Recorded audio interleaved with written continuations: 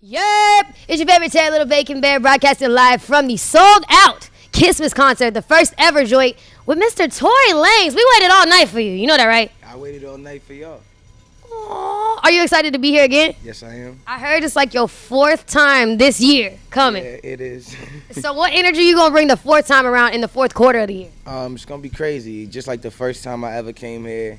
You know, I don't ever slack on any of my shows. I treat everything like my first, and I'm gonna make it crazy. Are you gonna climb on anything at all? Of course, I'm gonna climb all over the fence. I mean, do you stretch before like you go out on stage? Like, damn, I think I'm gonna reach up there. I should. I don't though. I should though. So I've been waiting all day to ask you about "Love Me Now." Okay, cool. Does she love you now? Did it help? Because the tape. A little bit, yeah. What did she say when she heard it? She, whoever she is. Nah, honestly, it's not really to a girl. It's more so meaning to just to my fans and to like the people who listen to the consumer of my music. Some people who didn't know that the music sounded this way or didn't, you know, or just felt like they wanted to hear me on more features, more collaborative projects with other artists. This was just my moment to kind of show them and be like, all right, here, I did it for y'all. Y'all love me now.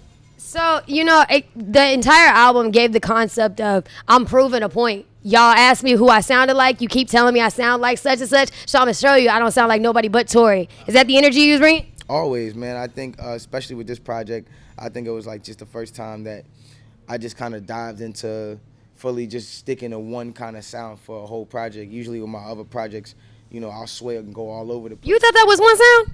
I think so. I feel like. That was a lot of sounds. I'm not even going to hold you. I'm not even going to hold you. For me, it's like, you know, it all fits in one box of music. And I feel like with my other projects, like sometimes I'll go really left field and then really right. And then, you know, I'll be here in all kinds of places just so I can make sure that the whole demographic of the world has different stuff to listen to or to be attached to.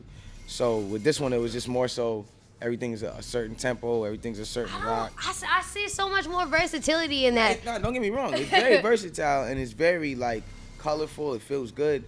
But I just feel like, you know, I could listen to all these songs together. That's why you feel like I won't skip a song. Sometimes the songs, they're not bad. They just don't mesh well when you hear them on other people's albums. So my thing is, like, the fact that I feel like I wouldn't skip a song, everything puts me in the same kind of mood.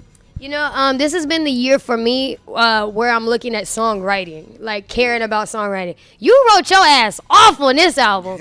You really went for it. What put you in your zone to write?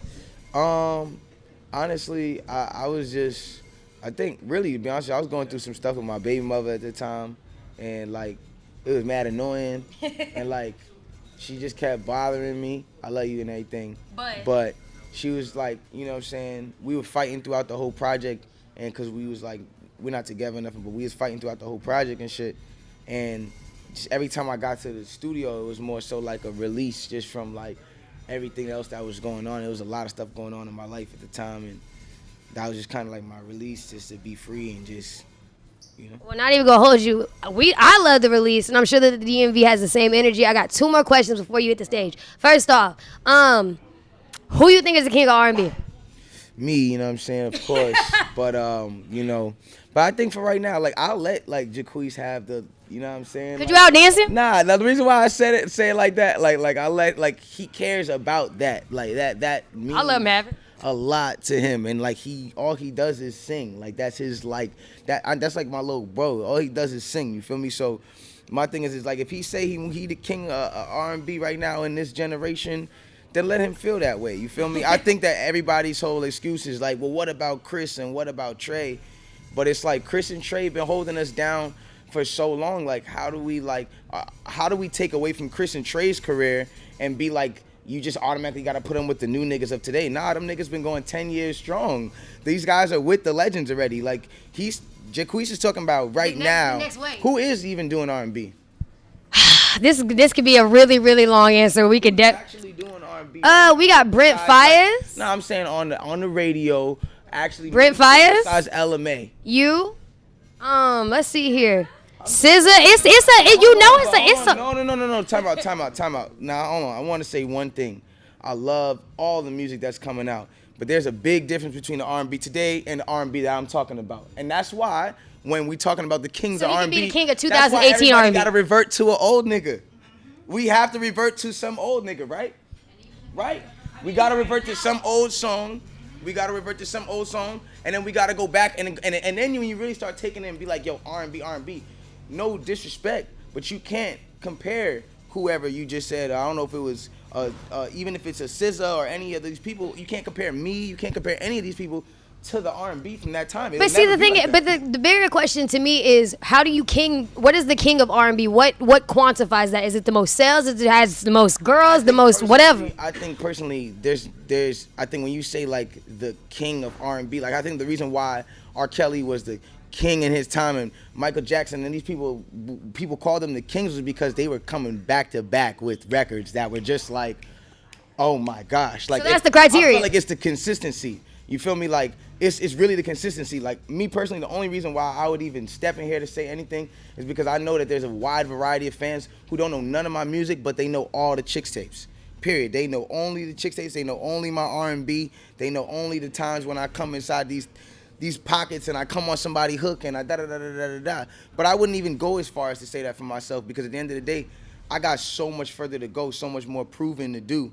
You know what I'm saying? So my thing is just like, I wouldn't even say right now as far as, you know, on the level of a R. Kelly or the level of a Usher or a Chris Brown that one of us niggas from right now is that. None of us niggas right now is that. We're not there. So we can't determine it yet. But if we are going to judge about the niggas of just today, right now, like, and not the guys, the Chris Browns and the Trey Songz and just the young niggas of today, I'm killing all these niggas, period. You know what I'm saying? Boop. Well, just that. Hold on, pause. Okay.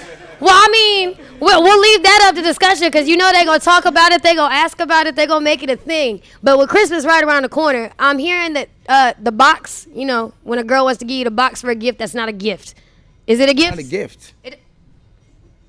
It's getting given. given? Give me the box for Christmas? Is it not? It depends on what this is. Like, have I not had? Did I never? It's a Christmas box. Got the box. It's got a bow on it. That I never got the box. It's a different box. You gonna wrap a bow around your ass? I might, cause it's Christmas. But how do you present that as a Christmas gift? Like, I could show you better than I could tell you, but you mean to tell? Nah, cause this is my problem with it, right? You mean to tell me I'm walking in the kitchen, and I'm just on some surprise, on some. You know what I'm saying? Can't we talk playing in the background and all this? I come through and I give you a nice box. Here you go. Yeah.